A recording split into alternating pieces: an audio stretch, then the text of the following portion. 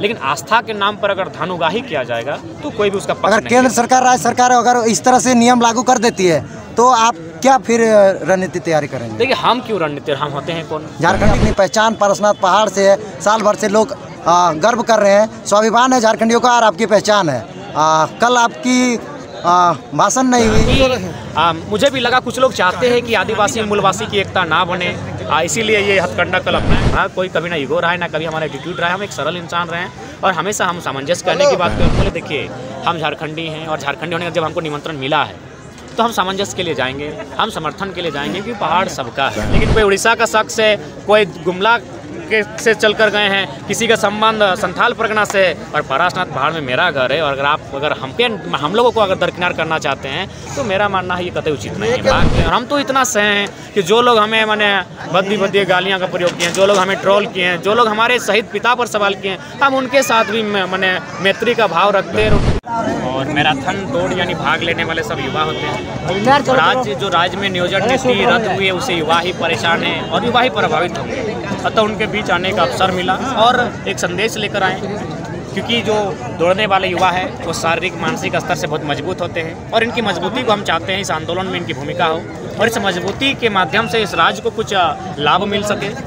इसीलिए हम इन्हें संदेश लेकर इनके बीच आए थे कि आज जो राज्य की परिस्थिति है, जो स्थिति है वर्तमान में, उसे बदलाव के लिए आपको एकजुट होकर संघर्ष करने का समय है। आप अपने कार्यों को करते हुए, अपनी शिक्षा को ग्रहण करते हुए, अपने दौड़ लगाते हुए इस राज्य के बारे में भी सोचें। रामगढ़ में जयराम जी, रामगढ़ में उपचुनाव होने जा रहा है, तो क्या उसका भी एक संदेश जा रहा है कि रामगढ़ में आप चुनाव लड़ेंगे? क्या लड़ेंगे, कौन होगा प्रत्याशी यहाँ से? रामगढ़, देखिए, रामगढ़ में उपचुनाव का जहाँ तक विषय है, ये कार्यक्रम हम लोग का 1.5-2 महीना पहले से तय था। और जब यहाँ की जो विधायक मैडम है उनकी विधायकी नहीं गई तो उससे पूर्व निर्धारित था, तो ऐसी कोई मंशा के साथ हम यहाँ नहीं आए हैं। और मेरा मानना है उपचुनाव में हम लोग की कोई सक्रिय टीम नहीं है और उपचुनाव का विषय है। हम लोग चाहेंगे 2024 के लिए युवाओं को विचारों में परिवर्तन करते हुए व्यवस्था परिवर्तन की ओर देखें और जो उनके पक्ष में नीति नियम बना सकें ऐसे लोगों को चुनकर विधानसभा के भीतर भेजें, ताकि इस राज्य के युवा, राज्य के किसान, महिलाएँ, उनके पक्ष में जब नीतियाँ बनेंगी तो उन्हें ज़्यादा से ज़्यादा लाभ मिलेगा और इस राज्य में इस राज्यवासी होने का उन्हें अनुभव प्राप्त होगा। राज्य के युवा जो है, टाइगर जी, आपको मुख्यमंत्री प्रत्याशी के रूप में राज्य के युवा देख रहे हैं, तो विधायकी होना चाहिए ना उसमें? एक बोलिए। हाँ, बोलिए, क्या सवाल? आप जो बोले कि बाहरिया लोग आके यहाँ पे मतलब घर बना लेते हैं, तो कहीं बनाने वाला जो जाति आवासी है वो तो सरकारी का आदमी रहता है ना। देखिए, सबसे पहली बात, आप किसी भी सरकारी महकमे में चले जाइए, जो भी कार्यालय है वहाँ हमको लगता है जैसे जैसे उसका पद ऊपर बढ़ेगा नौकरियों का, वहाँ मैक्सिमम बाहर के लोग हैं। तो जाहिर सी बात है जो बाहर के लोग यहाँ नौकरियाँ करते हैं, पहला बात तो नियुक्ति तो सरकार नहीं करती, बहाली सरकार नहीं करती है। बहाली सरकार करती है, तो क्या आपके पास कोई नीति है इस राज्य के कौन वैकेंसी भर सकता है? तेलंगाना में नियम है 371D के अनुसार कि राज्य की जो भी नियुक्त होंगी उसी राज्य के निवासी भरेंगे। लेकिन क्या आपने यहाँ की वैकेंसी को पढ़ा? यहाँ लिखा होता है भारत के निवासी होना चाहिए, तो इसीलिए तो हम लोग लड़ रहे हैं।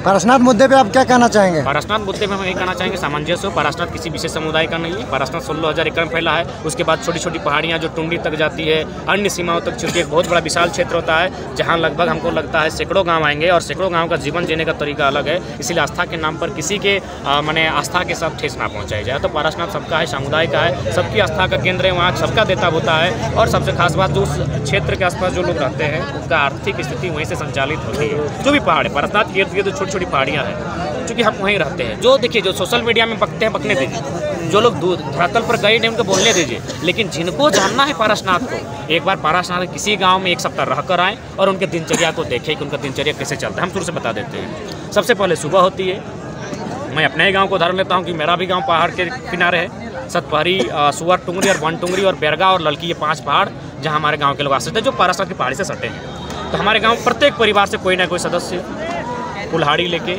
पत्ते, कच्चा पत्ता लाने के लिए जाता है, ताकि उनका जो घर में बकरी, छगरी, पटरू है उसको खिलाया जा सके। उसके बाद हमारी माँ, मौसी, जो काकी जेठी लोग होती है, वे लोग भी लकड़ी चुनने, जो सूखी लकड़ियों पर गठरी बांध कर लाती हैं, ताकि जलावन की लकड़ी के रूप में उपयोग किया जा सके। ये प्रतिदिन का बात कर रहे हैं। उसके बाद अगर सीजनली बात करें तो कैंड, पियर, भेलवा, करील, तरह के बहुत सारे माने भोजन, वनोपज होते हैं जिससे हमारा संसार चलता है। उसके बाद आप किसी भी पहाड़ी क्षेत्र में चले जाइए, आप उसका तुलना किसी कोलफील्ड के क्षेत्र से कीजिए, बीमारी में वो लोग थोड़ा कम मिलेंगे। और उसके बाद भी अगर वो बीमार भी होते हैं तो वो डॉक्टर के पास सेकंड चॉइस होता है। पहला चॉइस क्या होता है पता है? वही पहाड़। क्यों पता है? वहाँ जड़ी बूटियाँ हैं, किसी गाछ का छाल से, किसी जड़ी से, किसी पत्ता से, और हम लोग स्वयं किए बहुत सारा इलाज। जो कट गया तो पत्ता को लगा के रगड़ के डाल दिए, पेट दर्द हुआ तो पानी में डबका के फुला के पी गए। यानी जो लोग सोशल मीडिया में बक रहे हैं, जिनको पारसनाथ की सच्चाई मालूम नहीं है पहाड़ों की, वे लोग तो कहेंगे। उससे भी उनके लिए आदिवासी मूलवासी किसान लोग तो मने दानव और राक्षस ही होता है। जो लोग सभ्य लोग आज जो सोशल मीडिया में बयान दे रहे हैं, जो लोग एक आंख से देख रहे हैं, उनके लिए हम लोग हमेशा राक्षस ही रहे हैं, जयराम जी, दानव टाइप के रहे हैं। राज्य के युवा, जयराम जी, राज्य के युवा आपको मुख्यमंत्री के चेहरा के रूप में देख रहे हैं, तो चुनाव के पीछे में क्यों हो रहे हैं? चुनाव के मैदान में पीछे क्यों? देखिए, पहला बात आपसे निवेदन होगा, पत्रकारिता का भी एक आप लोग अच्छे जानकार हैं। एक सवाल हो रहा है, जब समाप्त हो तब पूछे। आपको भी एक अच्छी पत्रकारिता करनी है भविष्य में। आपका सवाल है दादा चुनाव को लेकर, तो मेरा मानना है कि ये दिल्ली नहीं है दादा, यहाँ शिक्षा का अभाव। आज भी आप चुनाव में जाके देखिए, सर्वे कीजिए, हमारे जो लोग हैं वो हड़िया मड़िया मैंने दारू मुर्गा में बिक जाते हैं। और हम जिस पृष्ठभूमि से आते हैं, मेरा जो बैकग्राउंड है नॉन पॉलिटिकल है। हमारा मैंने परिवार से, हमारे गांव से अगर बात करें तो मैंने दूर दूर तक किसी इस प्रकार का बैकग्राउंड नहीं है। और तो अगर हम लोग यहाँ आते हैं फिलहाल और अगर चुनाव की सोचते हैं तो मुझे लगता है अभी बहुत संघर्ष करना पड़ेगा। तो इसीलिए हम लोग आंदोलन के विषय में सोचे हैं और प्रत्येक गांव में जाकर एक संगठनिक ढांचे को तैयार कर रहे हैं, ताकि इन फ्यूचर कम से कम हम लोग का एक रोल रह सके। हम लोग रोल से भाग नहीं रहे हैं, लोकतांत्रिक व्यवस्था है वहाँ से भाग नहीं सकते। ठीक है, थैंक यू दादा। ये तो देखिए, आप एक चीज, हम जहाँ भी हमको समय मिलता है, देखिए आज बहुत शॉर्ट समय था, हम तो हमेशा एजुकेशन की बात करते हैं। और हम खुद एक एजुकेटेड पर्सन हैं, हम एक PhD के छात्र हैं, तो बिना शिक्षा का यहाँ नहीं आ पाता। आज अगर इस राज्य में कोई भी मैंने पदाधिकारी लेवल का आदमी अगर हमसे कतराता है तो कारण मेरी एजुकेशन के कारण, वरना जिस तरह हम दिखते हैं हमसे अच्छे लोग और भी सुंदर दिखते हैं, अच्छा हमसे अच्छा करते हैं। तो शिक्षा तो हमने शुरू से कहा कि शिक्षा शेरनी का दूध है। शिक्षा से ही झारखंड का कल्याण हो सकता है और झारखंड में जो लोकतांत्रिक व्यवस्था है उसमें बदलाव लाया जा सकता है। इसीलिए हम तो युवाओं से भी अपील करते हैं कि आप बिल्कुल अपनी शिक्षा से आपको आंदोलन नहीं आना है, बल्कि आप नैतिक समर्थन करें। यदि आप शिक्षा के क्षेत्र में, यदि आप पढ़ने वाले छात्र हैं, तो पहली प्राथमिकता आपकी पढ़ाई रहे, उसके बाद आप अपने नैतिक समर्थन इस आंदोलन को कविताएं लिखकर आप समर्थन करके आप नैतिक समर्थन दे सकते। पारसनाथ पहाड़ में टाइगर जयराम महतो पर्यटक स्थल चाहते हैं कि किस मतलब कि झारखंडी जो टाइगर जयराम महतो या फिर झारखंडी लोग क्या चाहते हैं लोग? वहाँ सबकी आस्था का केंद्र है, बीच का रास्ता बना। वो कभी इको सेंसिटिव जोन था और इको सेंसिटिव जोन का भी पालन हो, तो चाची वन्य अभ्यारण्य वहाँ पाया जाता है उसका भी पालन हो, यानी बड़ी बड़ी इमारतें वहाँ ना बने। आस्था के लिए इमारत होना आवश्यक नहीं है, आस्था के लिए अरबों का खर्चा करना आवश्यक नहीं है। आस्था हृदय से होती है, और आस्था अगर अनुशासन मांगती है, हम लोग उनके अनुशासन के पक्ष में है। लेकिन आस्था के नाम पर अगर धन उगाही किया जाएगा तो कोई भी उसका पक्ष अगर केंद्र सरकार, राज्य सरकार अगर इस तरह से नियम लागू कर देती है तो आप क्या फिर रणनीति तैयारी करेंगे? देखिए, हम क्यों रणनीति, हम होते हैं कौन? झारखंडी मतलब हम होते हैं कौन? हम भी एक पारसनाथ की तराई में रहने वाला एक बेटा है। जो रिस्पॉन्सिबिलिटी सबकी है वही मेरी है, हम सबको वही जगाने का काम करेंगे। और अगर नहीं जागते हैं, यदि उनको बेदखल करने की जरा सी भी चेष्टा की जाती है, तो बहुत सारे उदाहरण सामने हैं। मैंने आपको शुरू में ही कहा कि आज पारसनाथ के इर्द गिर्द आप जो 2017-18 में राज्य सरकार द्वारा नक्सलियों की सूची जारी की गई थी 125 की, उसमें 25% नक्सली पारसनाथ के थे। क्यों कर पा रहा है? वही महाजनी प्रथा, गांव जंगल उनका, और उन्हें बेदखल करने की चेष्टा। तो इसीलिए मेरा मानना है अराजकता ना हो। दादा, कल राष्ट्रीय युवा दिवस है, उस पर मैसेज युवाओं को क्या देंगे? राष्ट्रीय युवा दिवस के अवसर पर युवाओं को यही मैसेज देना चाहेंगे कि आप युवान हैं, और युवा अवस्था एक ऐसी अवस्था होती है जो समाज के लिए, राज्य के लिए, देश के लिए एक आशा की किरण होती है। आप अपने आप को इस तरह सशक्त बनाएं जिससे कि आपका देश, आपका राज्य और आप जिस समाज में रहते हैं वो कहीं ना कहीं उन्नत हो सके, वह कहीं ना कहीं एक आगे बढ़ सके। इसलिए मेरा मानना है, और विवेकानंद जी की जयंती है तो उनको भी अपने जीवन में उनके आचरणों को भी अनुसरण करना चाहिए। जब से ये भाषा आंदोलन स्टार्ट हुआ है तब से मुझे लगता है कि युवा लोग जितने भी पढ़े लिखे थे वो तब से ये विरोध करना सीखे, कहीं ना कहीं तब से ही देखने को मिला है। क्या कहना चाहिए? हाँ बिल्कुल, बहुत सारे लोगों ने कहा कि इस आंदोलन से क्या मिला, तो हमने स्पष्ट कहा। कुछ हम गए तो एक 6ठा क्लास का लड़का बोल रहा था दादा 1932 तो विधानसभा में पारित हो गया है। तो कहीं ना कहीं 6ठा क्लास का लड़का जो इस भीड़ में 10 के सामने आने से कुछ बोल नहीं पाता है, वो मीडिया बन के मैंने चाहे यूट्यूब का है उसका चैनल क्यों ना रहे, लेकिन है तो 6ठी क्लास का, वो सवाल कर रहा है। तो ये बहुत बड़ा बदलाव है, और झारखंड निश्चय ही इस आंदोलन ने बहुत कुछ दिया है। बशर्ते आपकी नज़र होनी चाहिए। जो स्टूडेंट सड़क पर है, इस पर आप क्या कहना चाहेंगे? देखिए, इस पर हम यही कहना चाहेंगे कि इसके लिए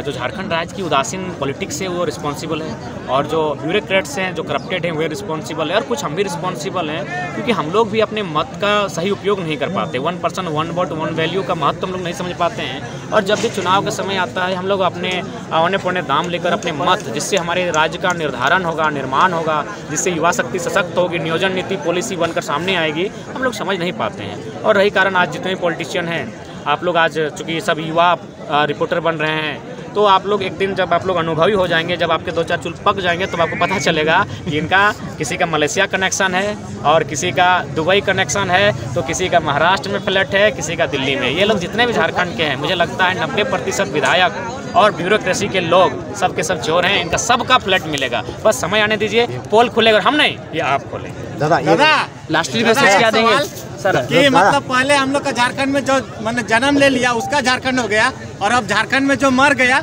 झारखंड उसका हो गया, जैसे पारसनाथ में।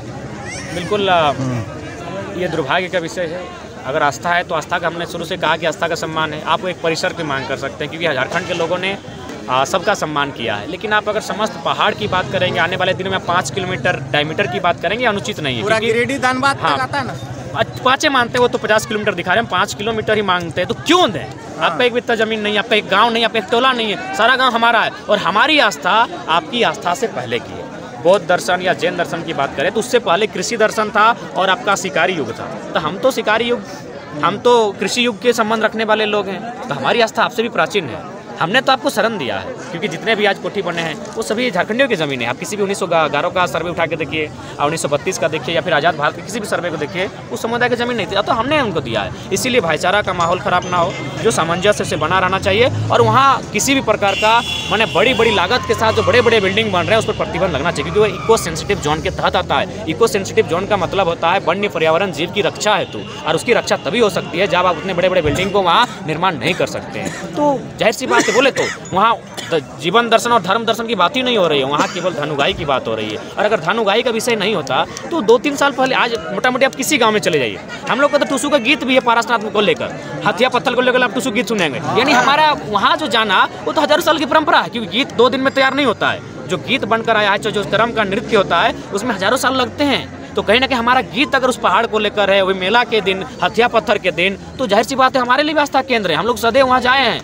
लेकिन अगर उस तरह माने आप चाहेंगे कि एक अधिकार उसमें माने अपना दावा कर लें तो उचित नहीं होगा। फिलहाल उसे सभी के लिए सुरक्षित रहना चाहिए, जीव जंतु जंगली उनके लिए भी सुरक्षित। दादा, आप पारसनाथ पहुँचे थे, सभी युवाओं का मांग था कि आप पारसनाथ में दहाड़ेंगे। अपनी पहचान पारसनाथ पहाड़ से है, साल भर से लोग गर्व कर रहे हैं, स्वाभिमान है झारखंडियों का, और आपकी पहचान है। कल आपकी भाषण नहीं हुई, उसमें देखिए टाइम नहीं मिला था। देखिए, मेरा मानना है, पहला बात, जैसा कि हमें बहुत सारे लोगों ने सूचना दिया था कि निमंत्रण मिला था, उसके बावजूद बहुत सारे लोगों ने कहा कि देखिए वहाँ जो लोग उपस्थित हो रहे हैं वो आपकी विचारधारा से मेल नहीं खाते। हम बोले देखिए, हम झारखंडी हैं, और झारखंडी होने का जब हमको निमंत्रण मिला है तो हम सामंजस्य के लिए जाएंगे, हम समर्थन के लिए जाएंगे, क्योंकि पहाड़ सबका है।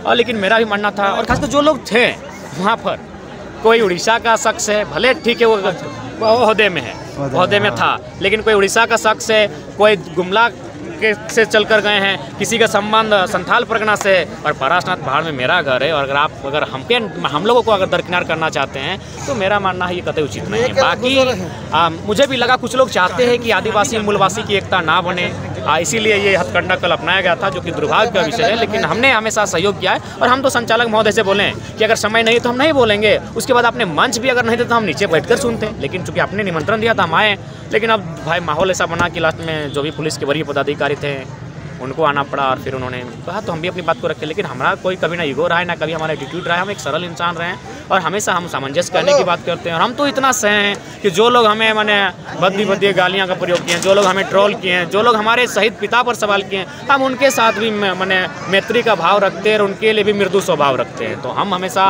झेले हैं, हमने हमेशा विष पिया है, और विष पीने के बाद लोग विषाक्त हो जाता है, लेकिन हम तो उसके बाद भी लोगों को माने अमृत ही बरसाने का कार्य कर रहे हैं। हमने किसी के प्रति गलत। अंतिम सवाल, पूरा झारखंड वासियों को क्या संदेश देंगे जो लोग अभी तक जगह नहीं है? झारखंड को ये संदेश की अंतिम मौका है, जग जाइए, नहीं तो फिर राज्य से आपको भागना पड़ेगा और कुछ नहीं बचेगा। सबको जोहार, लोकतंत्र के चौथे स्तंभ को जोहार। जय झारखंड।